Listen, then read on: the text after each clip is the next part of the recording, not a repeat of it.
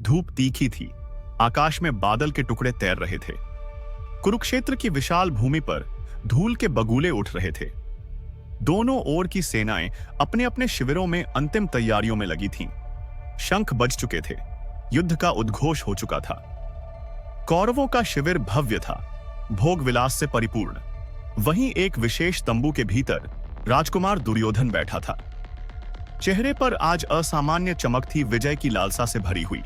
कर्ण, शकुनी और दुशासन उसके साथ थे। तभी आचार्य द्रोण और कृपाचार्य भी भीतर प्रवेश करते हैं। दुर्योधन आदरपूर्वक उठ खड़ा होता है। आचार्यगण, दुर्योधन कहता है, आज का दिन निर्णायक है, पर मैं चाहता हूं कि आप मेरी सेना की शक्ति को एक बार फिर देखें। आचार्य द्रोण मुस्कुराते हैं।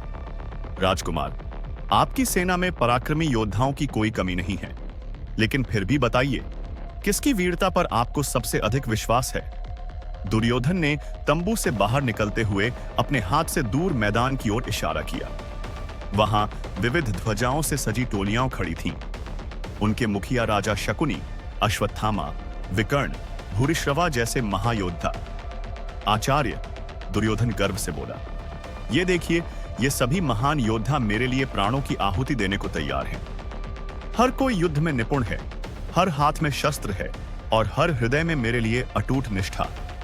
कर्ण ने आगे बढ़ते हुए कहा, राजन, युद्ध केवल बल से नहीं, श्रद्धा और बलिदान से जीता जाता है।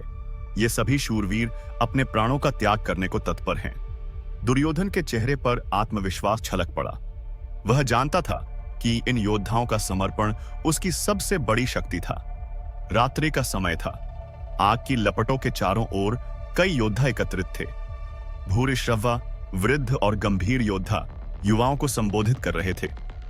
युद्ध का अर्थ केवल शस्त्र उठाना नहीं होता।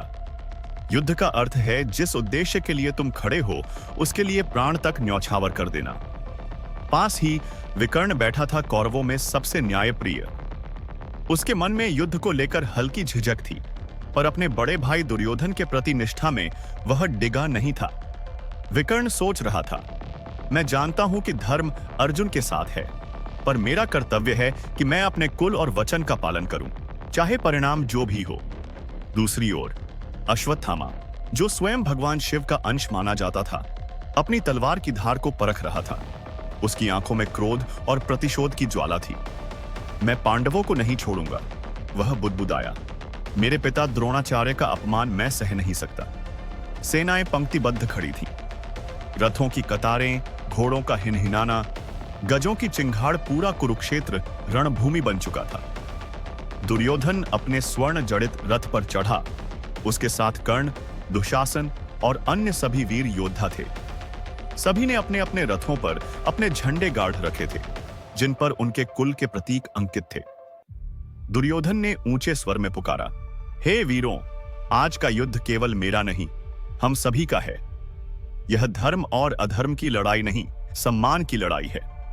आज जो मेरे लिए अपने प्राणों का त्याग करेगा, उसका नाम युगों युगों तक अमर रहेगा। सेना से गगनभेदी घोष उठा, जय दुर्योधन महाराज की, जय कौरव सेना की। हर योद्धा ने अपनी तलवारें आकाश की ओर उठा ली। उनका उत्साह असीम था। वे जानते थे कि सामने कृष्ण और अर्जुन जैसे वीर थे, परंतु उन्होंने अपने राजा के लिए मरने का संकल्प कर लिया था। संध्या होते होते कुरुक्षेत्र की भूमि रक्त रंजित हो चुकी थी। भूरिश्रवा, विकर्ण, अश्वत्थामा जैसे योद्धा अपने अपने मोर्चों पर जूझ रहे थे। कई योद्धाओं ने मुस्कुराते हुए मृत्यु को गले लगाया, क्योंकि उन्होंने अपने वचन का पालन किया था, दुर्योधन के लिए प्राणों की आहुति। युद्ध अभी समाप्त नहीं हुआ था, पर दुर्योधन जान चुका था, मेरे पास केवल शस्त्र नहीं, शूरवीरों के बलिदान की शक्ति है। उस दिन पृथ्वी ने उन सभी योद्धाओं का त्याग देखा, जिन्होंने बिना किसी संदेह के अपने राजा के लिए मृत्यु का वरण किया।